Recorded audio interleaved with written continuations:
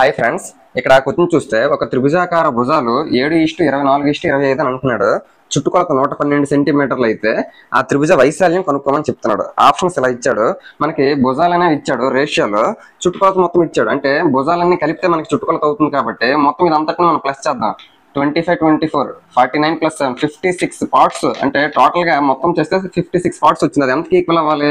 112కి equal అవ్వాలి. 56 1 52 అంటే ఒక పార్ట్ వాల్యూ 2 వచ్చింది. కాబట్టి ఇక్కడ ఫస్ట్ ది 7 పార్ట్స్ ఉంది కాబట్టి 14, తర్వాత సెకండ్ ది 24 2 48, 25 2 50. అంటే ఈ భుజాలు ఏవో మనకు తెలిసిపోయి కరెక్ట్ గా మనం చూస్తే త్రిభుజ వైశాల్యం అన్నాడు కాబట్టి 3 భుజాలు వేరు భుజాలు ఇచ్చినప్పుడు త్రిభుజ వైశాల్యం ఫార్ములా ఏంటి? √S × S - A × S - B × S - C.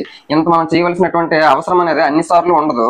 ఇక్కడ ఇచ్చింది మనకి పైథాగరస్ త్రికాలకు సంబంధించినటువంటివే అని అర్థం చేసుకోవాలి. 7, 24, 25 పైథాగరస్ త్రికాలు కాబట్టి అది లంబకోణ త్రిభుజం అవుతుంది. లంబకోణ త్రిభుజంకి వచ్చేసరికి ఫార్ములా ఏంటి? హాఫ్ A × B అంటే 2 భుజాలు. హాఫ్ A అంటే మొదటి భుజం, మనం భుజాలు కనుక్కున్నాం కదా, అందులో మొదటి భుజం 14, B అంటే సెకండ్ది 48. అంటే ఇందులో మన కర్ణం అనేది వైశాల్యంకి వచ్చేసరికి ఉపయోగించడం. 2 1 2, 24 14 4 56, 6 5, 14 2 28 + 33 అంటే 336 సెంటీమీటర్ స్క్వేర్ అనేది దీని తాలూకు వైశాల్యంగా చెప్పవచ్చు. ఈ ఫార్ములాను ఉపయోగించాల్సినటువంటి అవసరం లేదు. Option 2 is the correct answer. Thank you.